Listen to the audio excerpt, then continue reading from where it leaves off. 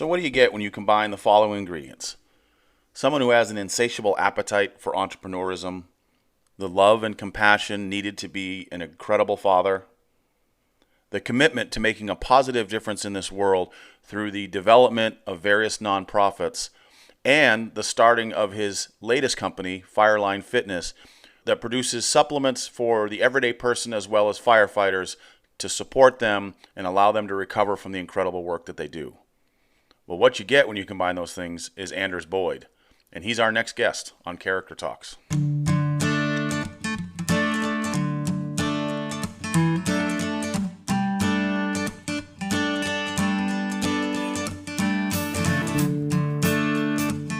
Character Talks, we aim to unearth the hidden gems of human resilience, courage, and growth. We bring you tales of ordinary people who found themselves in extraordinary circumstances and emerged from the crucible of life forever changed. From tales of facing fear head-on, to serendipitous encounters that altered destinies, and from travels to distant lands that broadened horizons. To battles fought within, we believe that every experience holds the potential to shape us in profound ways. I'm Chris Christie, and this is Character Talks. Walk through the grass just after it's been cut,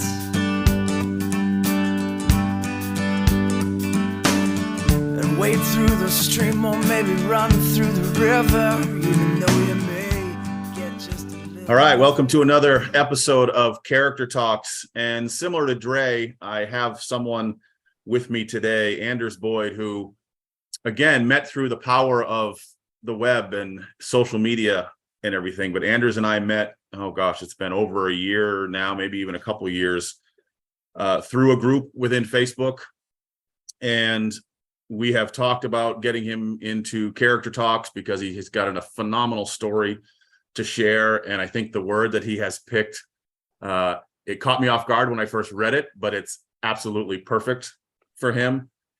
And so and he's also been very instrumental in the development of the mill, because he's been that sounding board and that creative board for me to bounce ideas off of. Very open to sharing his thoughts and ideas about it. So I have to give a big shout out to Anders for being so instrumental and kind of helping become what it is. And hopefully he'll stay with us and give us more thoughts as we move forward, and we'll get him involved. But to get it going, Anders, welcome to Character Talks. Thank you. And it's been, I feel like this has been in the works for a little bit, and I'm glad to finally be here.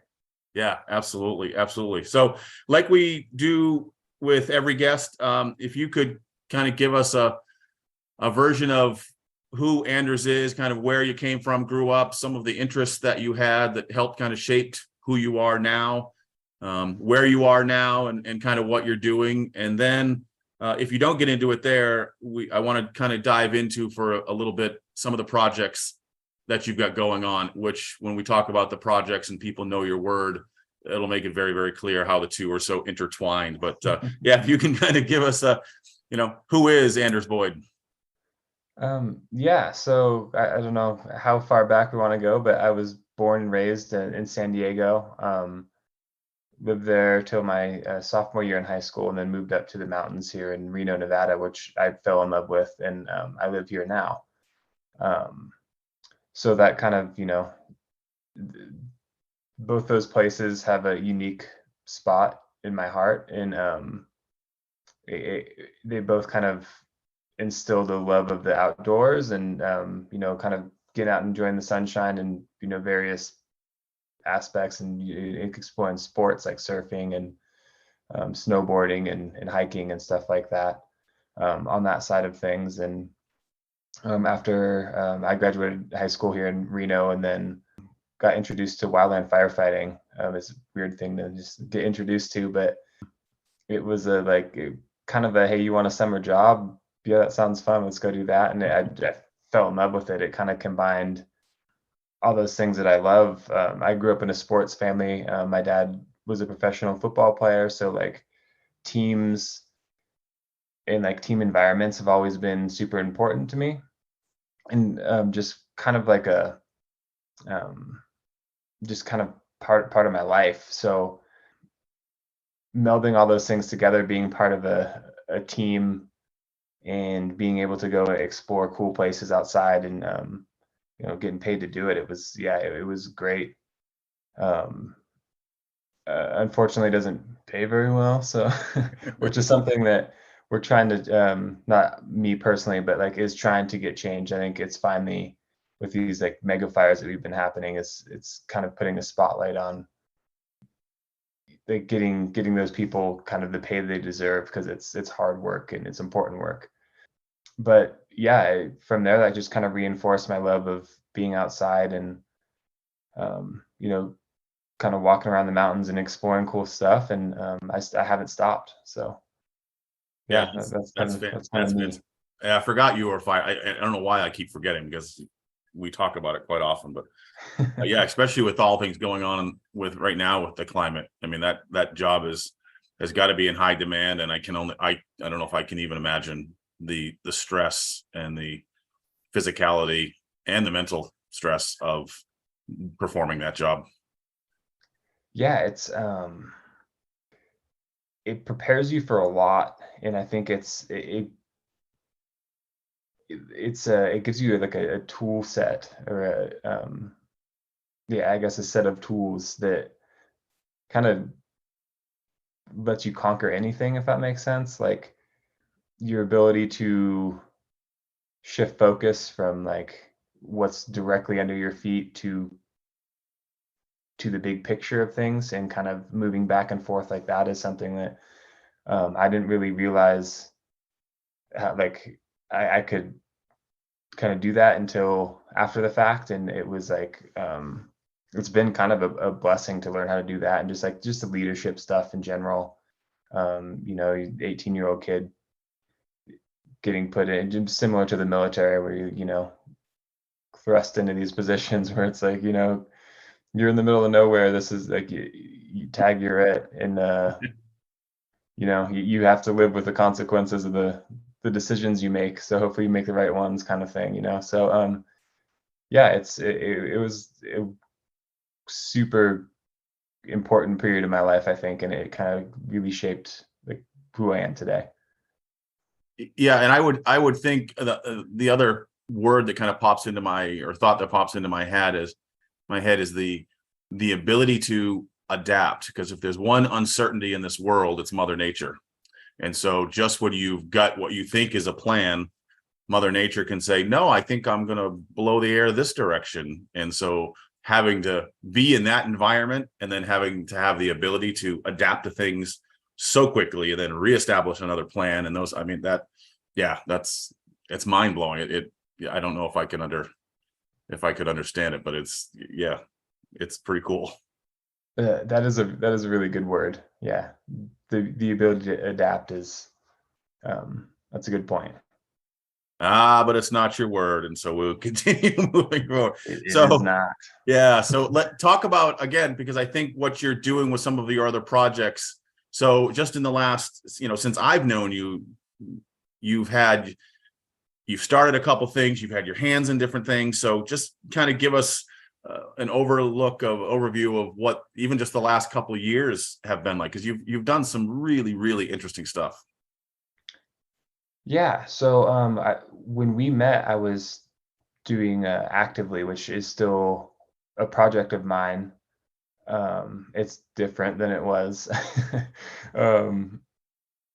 But yeah, so initially my goal was to build a Actively, which is we'll get into how that switched. But I wanted to make a kind of an Airbnb platform, as you know, for outdoor gear. So kind of on-demand rental gear. And we just ran into a bunch of walls that we couldn't put the resources into to make it work. So that pivoted and kind of turned into my creative outlet, where which has been fun in its own right, but to kind of make clothing in like soft goods, and still kind of promote that outdoor lifestyle that we were talking about, and some that we connected over really early on, and with the goal of kind of raising awareness for outdoor sports and outdoor nonprofits and stuff like that, and having fun while doing it. I think a lot of the companies are so drab and so serious about things. And I mean, climate is a serious issue, obviously, but it doesn't, I think there's two ways to go about it. And I think kind of berating and being serious has its benefits and is important, but like having fun with it, I think also connects with a certain people, like a group of people that doesn't necessarily want to be berated. So I think there's, that's kind of my goal, is to have fun with it. Kind of be a mix of like Vans and Patagonia, and have a good message, but not take ourselves too seriously. So that's kind of where it became its journey so far, and like it's more of a creative outlet for me now. But that was a fun journey, and I learned a lot, and we got connected through it. So Right. a lot of good things happened through that, but not every idea is meant to go to its total fruition, as we all know. So Absolutely. and And that's an important note, is that, especially when starting out a business, I've encountered it with the mill, is you just anticipate that the answer is no, and then try to figure out how you can tweak it so the answer is yes the next time you ask it. But there's a lot of no's and a lot of like hurdles, as you talked about, for sure. yeah, absolutely. Yeah, so there's that one. Right.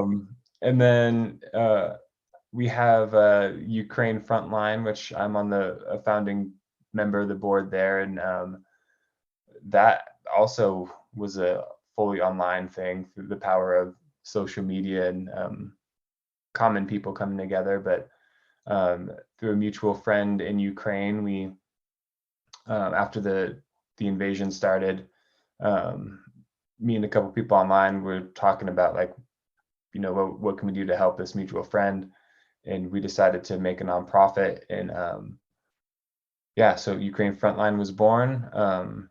And what we do there is we have it's grown since then pretty significantly. We're getting a lot of good traction, but we are taking essentially orders from the troops and the hospitals on the front lines, and like in Kyiv. And like, while the big nonprofits are great, there's a lot of bureaucracy, and it tends to take a little bit. So we have created something where we have we have a kind of an international supply line. We're fully accredited through the U.S. government to move all this stuff, which is a miracle that we got that done so fast. I think we were persistent Yeah. in the and got through the red tape fairly quickly. But so now we use 100% of the donations that we get. None of us get paid for any of it, and we buy things like tourniquets, or like Israeli bandages, or drones for surveillance, especially in places like Bakhmut, where I just learned the really morbid fact that the life expectancy in the city of Bakhmut is 4 hours, which is insane. Oh, that's Um, that's scary. yeah, insane. 4 hours is the life expectancy for the city. But yeah, so we're sending just drones to them, just so they can peek around corners and stuff like that, increase that survival rate a little bit. So yeah, so that's a project that's been really kind of close to my heart, like knowing people there, and creating friendship and contacts there. And it's just been a really cool, I guess cool might be the wrong word, but the people that I've met have been, it's just a neat thing to experience, I guess. The outpour of support there, and everybody's doing it just out of the kindness of their hearts. So if you have a chance, check out ukrainefrontline.org and see what we're doing over there. Yeah, I'll make sure I put all this stuff in the podcast notes. And on a subject like that, it's a lot of things when we talk about character. It's the fact that you've got a friend there and mutual friends and have gained more friends since. It all of a sudden takes something where normally I think as a society, we want to kind of turn away from and say, oh yeah, it's too bad, but we don't really want to dive into it because we're afraid of how it might make us feel. And having someone there all of a sudden makes it incredibly real for you and adds a whole nother layer of it. And yeah, I think that's important. So yeah, we'll make sure we add all the links and everything in the notes. Yeah, I appreciate that. And then my other project, the one that I wasn't lying, everyone, when I said he had a bunch of things going on. Yeah, no doubt. So the one I'm equally excited about, I love them all. But going back to my firefighting days is, fitness has always been something that has been consistent, whether it be like out hiking or, in the gym or some combination of both. And I decided to kind of share that, those experiences and that kind of knowledge of how to keep your body, ready for anything in that, like, quote unquote firefighter shape. It's not quite like bodybuilding. It's not quite, like I don't want to, kind of that's not really my niche. It's more of a, just kind of staying consistently healthy, getting that little extra boost of energy and just kind of promoting, just a healthier lifestyle is kind of what we're trying to do over there. So it's new. You can go to the website. The supplements are being made and the labels are being approved by the FDA and stuff like that now. So it's kind of a bunch of a work in progress, but I'm really excited about it. It's like I said, it's fitness and staying in shape and healthy has always been something that's, kind of the forefront of my life. So I'm excited to kind of explore that. And I may have missed it, but what's the name of the supplements? Oh, I didn't say it. Thank you. It's Fireline Fitness. So it's firelinefitness.com. So where you can find that. Awesome. And is the website up where people can learn about it now, or is it still in the works? Yep, it's up. It's up running, and by the time this airs, we should be good to go. If not, it'll be really quick after Great. After this is aired. Awesome.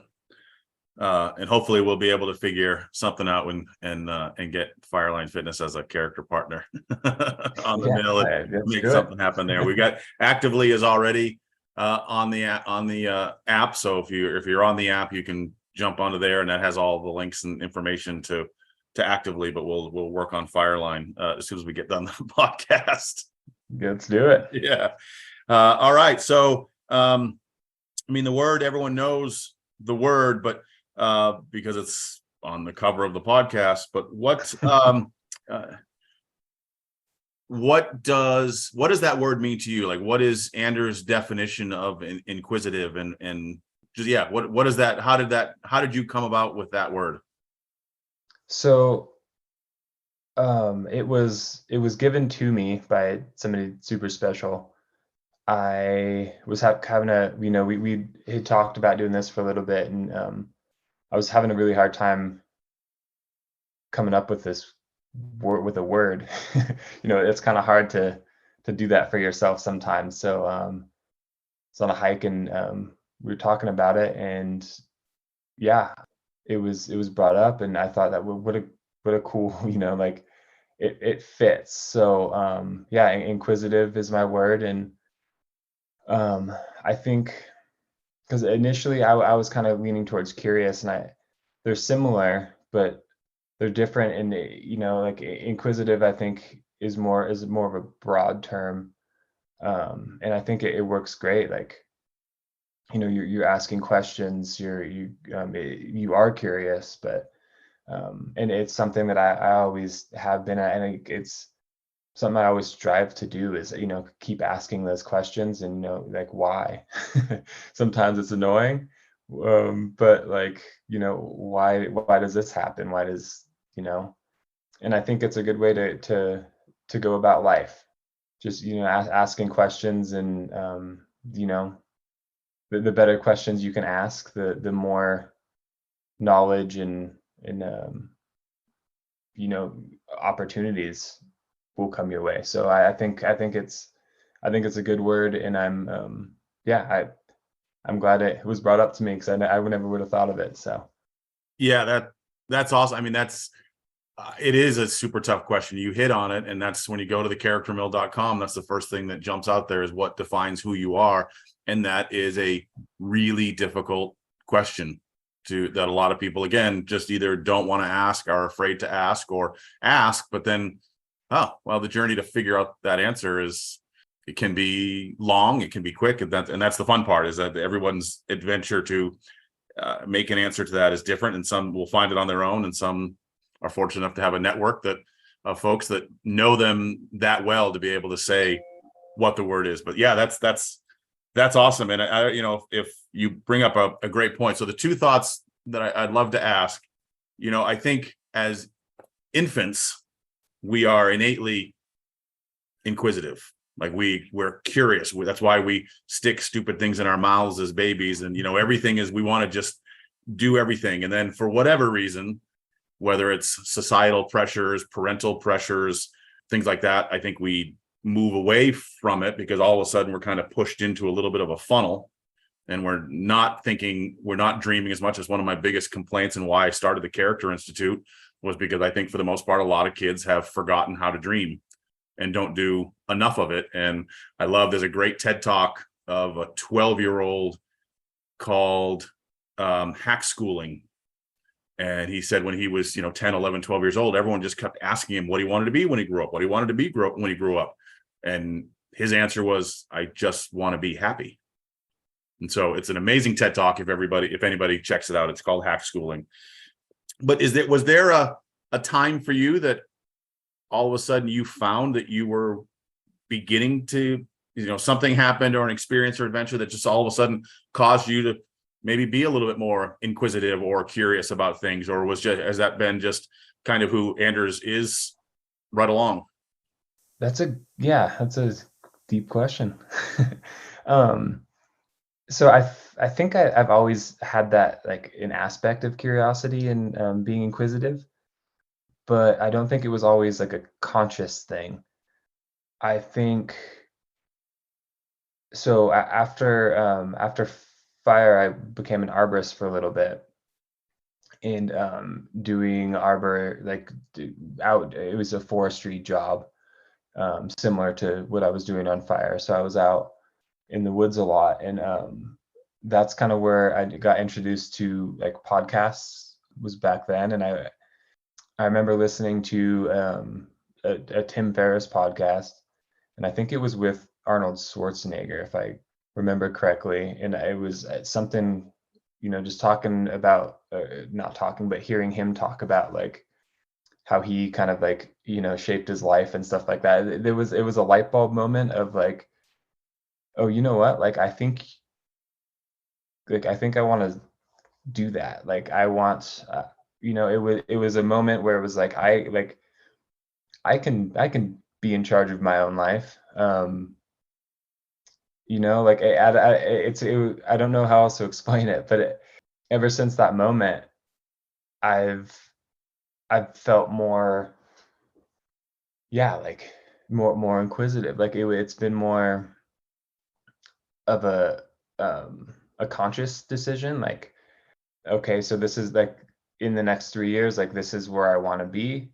This is, I want to travel here. I want to reach these goals. How can I do that? And then you kind of, like, that there was a mental switch of, like, let's break it up into short-term kind of reachable goals, and then let's figure out how to get there. And, like, that in itself, you have to ask a lot of questions, and decide who you want to reach out to, and who you want to be surrounded by, and who because who you're surrounded by kind of influences who you're, like, your personality, in a way, like what you deem acceptable, and stuff like that. So, like, it's all it all kind of comes together in a little ecosystem, and it all starts with asking questions. So that was the first moment that I can recall that it was, intentional. Yeah, I love that. Well, one, the fact that it was outside, that just shows the importance Sure. of being outside, just for whatever, for so many different reasons. And it's also cool that you probably didn't wake up that morning going, I think I'm going to have an aha moment today. This is that any day. And again, that's something that we put on the website, is like every single second of every single day is an opportunity for growth and to experience something. And so that's so important. And I think it's very cool that because some people that I speak with can't pinpoint what it was. Some people like what you just did. I think, and maybe you hadn't even thought about that. It'd be interesting to see when the last time was that you thought about the Tim Ferriss podcast, who was great, by the way. I've listened a bunch of his as well. But I'm the same way with my word of forgiveness. I would love to go back and actually go through either hypnosis or something, because I think I was listening to a song in Colorado. And during that song, there was something in the song that triggered, oh, I want to find my dad. And I don't remember what the song was, and it drives me nuts. But so it's cool that you were able to kind of get that little aha moment occurred with a podcast. You remember the guest, and where you were. That's awesome. It's like, yeah, it's just you didn't wake up that morning going, I think it's an aha kind of day. No, and I think that's an important thing to kind of think about throughout your day, is like, I don't know, like you said, you don't wake up thinking like, oh, this is the day. Like, today is the day I'm gonna have an aha moment, but I think if you're not like open to it, or you're not, I hate to be too like woo-woo, but like if you're not like kind of in tune with your thoughts and stuff like that, like a lot of those moments might just go right over your head. I guess it kind of just depends on the inspiration and how strong it hits you. But like that, I guess in hindsight, like that wasn't really something I could ignore. Like it really kind of shifted like my thought process. But I think there are a lot of moments in day-to-day life where you like it's a fleeting moment, and I think it's important to explore as many of those as you can, because you said like you don't know, you're not waking up with an intention to do something per se, but why not explore, even if it's 15 minutes, if you have a fleeting thought and like, oh, this might be cool, like why not explore it? I think that's something that we need to do more, just kind of going back to being a kid, having that little kid mindset of interesting, like what's this about, Yeah. I think that's an important thing to hold on to. Yeah, that's powerful. I mean, that's the shift probably for the last 3 or 4 years that I've been trying to make, is being more present and just being, not really trying to do anything other than just be and accept the moment for what it is. And when that happens, when you slow down enough where you can just be in that very second, things aren't bad anymore. It's like, I think it's a Shakespeare. There's a quote in Shakespeare that basically says that it's, everything just is. It's us that make it either good or bad, but everything just is. And that's, again, I quote Chris Dorris, who's a dear friend and a great coach, but he's written a number of books, but the couple of things he talked about is one that I love is ain't bad, just is, which I love. Yeah, that's great. And he has now, because I spent some time with him last summer up in Bar Harbor, Maine, but he has, hashtag BDDOML, that every single day he wakes up and he will not get out of bed until he's convinced himself as such that today is the best damn day of my life. And he won't get out of bed until he's convinced himself that he's in that mindset that today is just the best day of my life. And it's interesting when we walked into a restaurant in Bar Harbor and the guy, said, well, hi, how are you? And he goes, best damn day of my life. And it's interesting how that guy just all of a sudden started smiling. And he was like, really? Well, why? He's like, well, I'm hanging out with my two, it's just all of a sudden conversation and, away it went. So that's a great point that you made of, you don't have to expect it, but if you're just in that mindset of, and a lot of it's like you said, with people that you surround yourself with. And the environment that you create, but just being there and just being open to experiencing things. I think that was a great point. Yeah, I love that too, though. If that's what a great way to start your day. Yeah, absolutely. Yeah, and it's partly because of it. So Chris has a book. I think it's the book's not right in front of me, but it's 365 like daily quotes and daily habits. And so my day starts out with drinking 32 ounces of water, and then I read one of his pages, because every page is like a quote or a thought or something, and then I read one of those, and then I spend some time reflecting on it, and then I write my thoughts down about it in the pages of the book, and and then I meditate. And so that is my routine every morning. And yeah, it's crazy. Just something simple, doesn't take much. I mean, again, a lot of people, this goes back to something I was thinking about when you were talking about earlier, of making just little adjustments and little changes, especially when you talked about the climate. I think the climate's one of those crazy topics that I think people, they either feel like they have to fix the climate problem, or they feel like whatever they do isn't enough. And it's like, no, that's really what it begins with, is if everyone does just a little, just that one thing, whatever that may be, then that's again the idea of community, the idea of the mill. It's just, as one, it doesn't mean much, but collectively as a community, it's a lot. So are you a Ted Lasso fan? Love Ted Lasso. So the best, in my mind, the best part of the show was when he's playing darts. Yeah, that is such a great and it's thing. this popped into my head while you were talking about inquisitive, be curious, not judgmental. And that's why when I saw your word, I immediately thought of the Ted Lasso part, and I'm like, doesn't it? Because you talked about that, with how people react and things, and so into my notes I wrote, be curious, not judgmental. I love that. And I as soon as you say, all you need to say was darts, and I know exactly what you're talking about. And that's Yeah. such a great scene. Oh, look, I guess I actually play darts with my left hand. Great show. Yeah, unfortunately, we just finished. I think I just watched the last episode because I'd heard so much about it, but I'd never watched it, which is surprising as a coach, as a lifelong coach. I'm surprised I didn't. But man, that was so good. Yeah. So one of the ways we end up our podcast is, the goal of the mill is to get people out on adventures, whatever adventures look like for that person. Again, it could be learning to cook something, could be ballroom dancing, could be climbing Mount Everest. Adventures vary for each person. So, and I don't ever use the term bucket list, because I hate the word bucket list. It just has a negative connotation to me. So I refer to everything as a life list, things that are on my life, things I want to do during my life. So what are some adventures that you have, or things that you would like to do or learn or try? Man, there's a lot on that. So see, I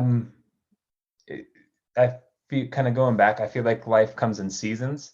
And I think in this season of my life, I want to kind of be more grounded and not necessarily try, like with actively, I was trying to build something big. I don't necessarily want to build a company that is going to change the world. I'm happy with where I'm at now in my project. So my kind of intention and goal for the next 3 years is to, one, try to be more present.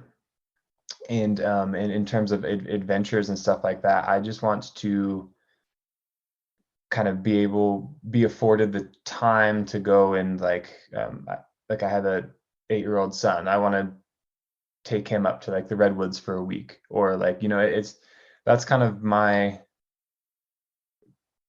goal and my adventure for the next couple of years, is to experience stuff. Not necessarily like a big trip to like Bali, which I mean would be sweet, or like I would love to go to the Maldives.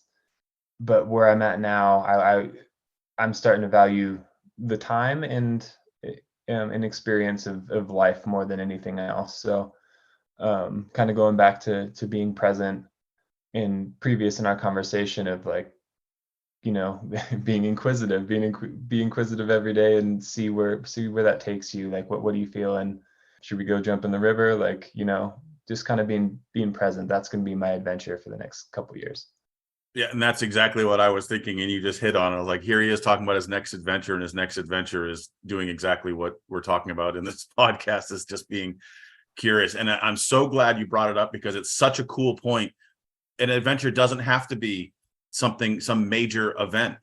You said an adventure can be something very, very personal that nobody ever sees or knows about. It could be just that journey, that adventure from within, to be more grounded, to be more present, to be more aware, to be more open, to allow experiences and things like that to come in and help shape who you are. So that's so cool that you brought that up, because again, it doesn't have to be. A lot of people, when they think adventure, they're like, well, I don't want to go jump off a cliff somewhere or jump out of an airplane. It's like, no, that's not the idea of an adventure. Can be anything. And it can be like what you just said, it can be just completely from within. That's so important. I'm so glad you brought that up. Yeah, I think, you hit the nail on the head there. I think it doesn't have to be, it certainly can be a big life-changing trip or this and that, but life's an adventure, and we only get one shot at it. So I think, really practicing on being present and kind of enjoying the time that you have here, I think that's the biggest adventure of all. And I think it's an important thing to try to focus on. So that's what my goal is. Yeah, I love it. No, it's like that quote that all comes by with the two people talking. It says, we only get to live once. And it's like, no, we only die once. We get to live every single day. So yeah, I love that quote. Yeah. So, well, Anders, again, man, this has been months in the works to get you on here. I'm glad our schedules coincided for even a brief period of time. We've both been busy with so many different things going on. But I appreciate your time. Like I said, the story that you have, the word that you chose, I think is perfect. And I think the way you described it, people will be able to kind of latch onto. And I especially love the way we ended with your adventure, because I think that is such an important note to do. So I will make sure I put all the notes of your projects and things like that you have going on, for sure. So if people want to learn more, we'll also put down, if you've got any of the social media platforms of all your stuff, we'll make sure we put all that stuff in there. But yeah, Anders, man, thank you so much for your time this morning. This was as good as I had hoped it would be. Yeah, awesome. It was a lot of fun. I'm glad we got to do it as well. I think we've been talking about it forever, so it's nice to finally have it happen. Absolutely. All right, man. Thank you. All right, thank you. Thank you for spending a little time with Anders and I as we talked about his word, inquisitive. I think that word fits Anders perfectly. One of the things that I will take from this podcast was when he mentioned life was about seasons, and that this season for him was not necessarily about making the biggest positive change in the world on a business standpoint, but making that positive change for his son by introducing his son into new experiences and new adventures. I think that is incredibly powerful, and certainly is indicative of the type of man that Anders is. If you liked listening to Character Talks in this episode, we would love a like or a share or a review on whatever platform you're listening to it on. And if you happen to be listening to this podcast on the Mill, we thank you for being a part of the new social media, the Good Vibes Only social media that we hope most people will give a try if they want to feel inspired to go out and chase after those adventures, whatever that might look like for them. The Mill is available on iTunes and the Google Play stores, or if you want to make it simple, just jump onto thecharactermill.com and all the links are right there. Until we chat again, I hope everyone gets a chance to get outside, take some deep breaths, soak in that sunshine and good fresh air, and begin to put the steps towards your next adventure, whatever that might look like for you. Until the next time.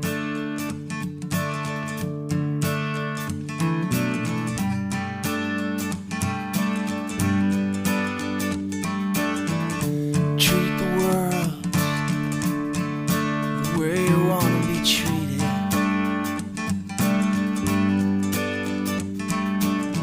And seize the day